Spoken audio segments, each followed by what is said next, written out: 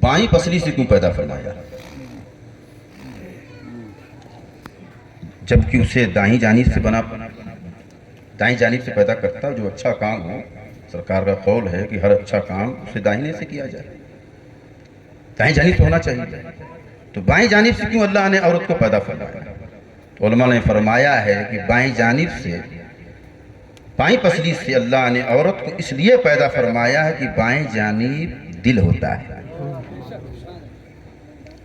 پھر یہ سوال ہوتا ہے کہ مولا تو نے پھر وہیں سے کیوں پیدا فرما دیا جس میں کہ کسی حصے سے پیدا کر دیتا؟ چاہتا تو پیر کے حصے سے پیدا کر دیتا، چاہتا تو سر، جو اعلیٰ چیز، اس سے کہیں زیادہ تو یہ سر ہے جو اللہ کی بارگاہ میں جھکتا ہے، سر کے حصے سے پیدا فرما دیتا عورت کو. تو اللہ نے، علماء نے جواب دیا، اللہ نے اس عورت کو نہ پیر کے حصے سے پیدا فرمایا نہ سر کے حصے سے پیدا فرمایا. اس لیے پیر کے حصے سے پیدا نہیں فرمایا کہ لوگ اسے پیروں کے نیچے رکھیں گے، تاکہ دنیا اس عورت کو پیر تلے نہ رکھے. اس لیے پیر کے حصے سے پیدا نہیں فرمایا. سر کے حصے سے اس لیے اللہ نے پیدا نہیں فرمایا کیونکہ دنیا کہیں اتنا نہ مان جائے کہ عورت کو سر کے اوپر بٹھا دے. نہ پیر کے نیچے رکھا جائے عورت کو، نہ سر پہ بٹھایا جائے. اللہ نے بائیں پسلی سے پیدا فرمایا. اب بائیں پسلی کا مقام ہے دل کے بے حد قریب. تو عورت وہ چیز ہے جسے دل کے بے حد قریب رکھا جاتا ہے. نہ پیر کے نیچے رکھا جائے نہ سر کے اوپر چڑھایا جائے، اسے دل میں بسایا جاتا ہے، اسے سینے سے لگایا جاتا ہے. اللہ نے عورت کا تقدس کو اتنا رکھا، احترام کیا. آج ہمارا معاملہ کیا ہے؟ آج ہم شادی کر لیتے ہیں تو اب حدیث نے سرکار کی، نبی کی بارگاہ میں ایک غلام عرض کیا، حضور سب سے زیادہ مجھ پر کس کا حق ہے؟ میرے نبی نے کہا تیری ماں کا. حضور پھر کس کا؟ تیری ماں کا. پھر کس کا؟ تیری ماں کا. پھر کس کا؟ تیرے والد کا. تو وہ اسے جوڑ دیتا عورت پر. عورت کے لیے نہیں ہے، تیرے لیے ہے.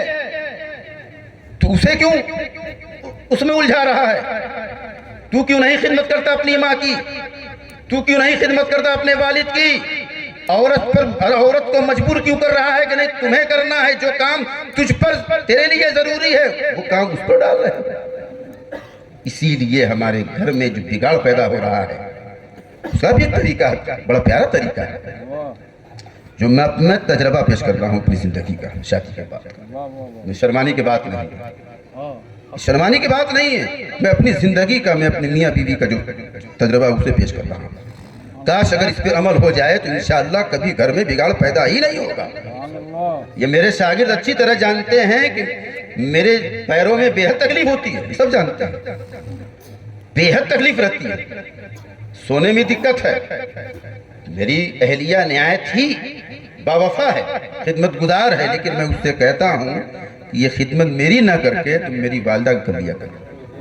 تمہیں میری خدمت کرنا ہے تم میری مت کیا کرو، میری والدہ محترمہ کی خدمت کر لیا کرو.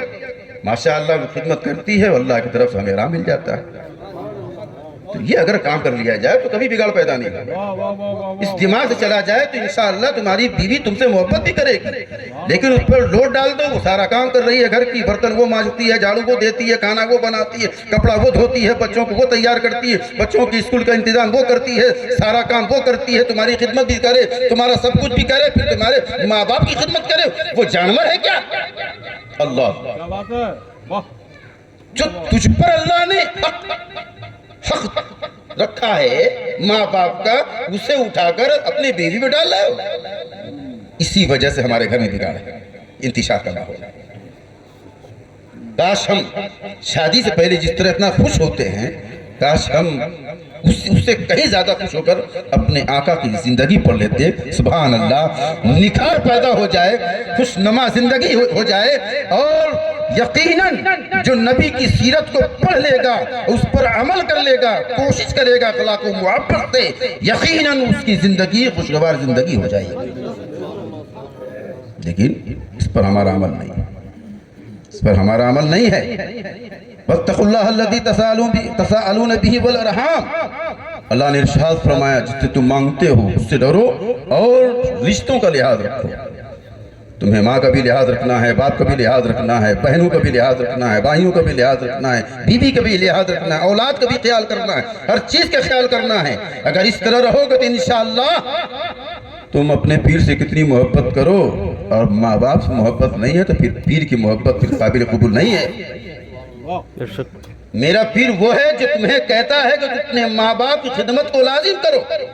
جب میرے پیر کا یہی فرمان ہے، ہم ہزاروں محبت کے تحفے لٹا دیں، اپنے آپ کو لٹا دیں اپنے پیر کی بارگاہ میں، میرے ماں باپ ہم سے ناراض رہیں، تو میرے نبی ارشاد فرماتے ہیں رضا الرب فی رضا الوالدین اور سخط الرب فی سخط الوالدین، اللہ راضی اسی وقت ہوتا ہے جب ماں باپ راضی ہوتے ہیں۔